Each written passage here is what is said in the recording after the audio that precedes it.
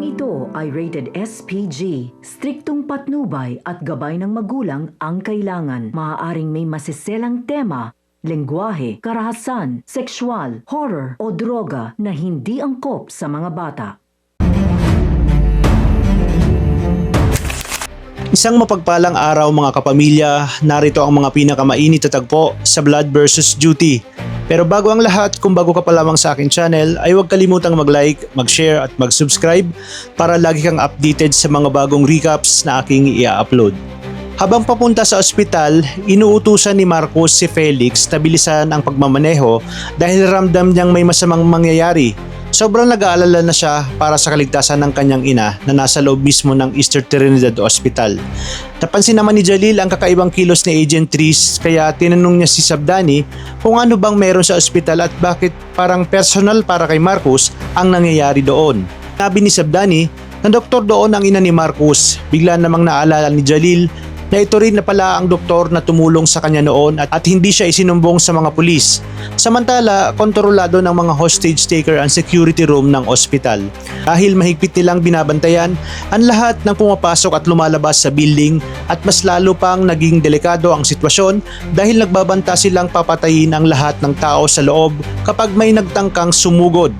Sinubukan namang tawagan ni Marcos ang kanyang ina. Palihim itong sinagot ni Teresa pero napansin agad yun ni Axel. Agad nitong kinuha ang cellphone ni Teresa pati ang mga cellphone ng ibang tao sa ospital. Sa kabilang linya, narinig rin ni Marcos ang tensyon at kaguluhan sa loob kaya lalo siyang nabahala. Dahil dito, inutusan agad ni Marcos si Lara na alamin kung ano talaga ang nangyayari sa loob ng ospital. Hindi lang kasi ang kanyang ina ang nakataya rito, kundi pati na rin ang mga buhay ng maraming inosenteng hostages. Mabilis namang kumilos si Buster at nahak nito ang CCTV ng ospital. Agad iyong ipinasa ni Lara sa kanilang team para makita nila ang sitwasyon sa loob.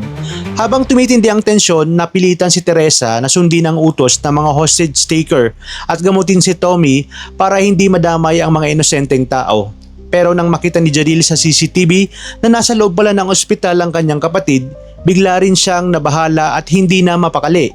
Pagdating ng task force sa Alpha sa ospital, agad nilang pinalibutan ang buong lugar. Sabi ni Marcos sa kanyang team na nasa emergency room ang lahat ng hostages at suspects at ang pinaka-goal nila ngayon ay masecure ang paligid habang inutusan niya si Suarez at Cruz na harangan ang lahat ng posibleng daanan. Habang inooperahan ni Teresa si Tommy, hindi mawala-wala ang kaba dahil tutok na tutok sina Axel at Joby sa kanya habang may hawak na baril. Dahil doon, napuno na si Teresa at sinabi niyang hindi niya maililigtas si Tommy kung lagi siyang tinatakot. Pati si Jamila, pinakalman na rin si Axel at Joby. Sinabi niyang doktor si Teresa, alam nito ang ginagawa niya, kaya kahit papaano, kumalma rin ang dalawa. Makalipas ang ilang sandali, matagumpay na nakuha ni Teresa ang bala sa katawan ni Tommy at nailigtas niya ito sa bingit ng kamatayan.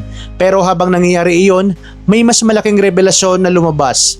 Inutusan ulit ni Marcos si Lara na kunin ang blueprint ng ospital habang nagtataka naman si Jalil kung bakit handang mamatay ng mga hostage taker para lang sa isang pasyente. Doon na nalaman ng grupo ang totoo.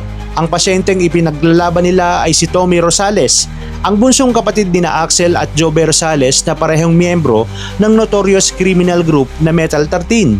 Dahil dito ay sinabi ni Jalil kay Marcos na hindi simpleng hostage situation ang nangyayari. Para sa kanya, grado lang ang magkakapatid na mailigtas si Tommy, kailangan nilang kumilos agad bago pa mahuli ang lahat. Pero hindi pumayag si Marcos na padalos-dalos silang umatake. Para sa kanya, masyadong maraming buhay ang nakasalalay at kailangan muna nilang makipag-negotiate. Nagalit pa si Jalil at tinanong si Marcos kung naniniwala ba talaga itong makikipag-ayos ang mga armado sa loob. Pero ayon kay Marcos, negotiations lang ang gagamitin nila para ma-distract ang mga hostage taker habang naghahanda sila sa paglusob. At sa unang pagkakataon, pansamantalang nagkasundo sina Marcos at Jalil para sa kaligtasan ng kanilang mga mahal sa buhay. Alam na ngayon ni Marcos kung saan sila posibleng pumasok kapag nagsimula na ang operasyon. Pero habang abala ang lahat sa rescue mission, wala ni isa sa kanila ang nakakaalam na may ibang taong lihim na nagbabalak patayin si Jalil.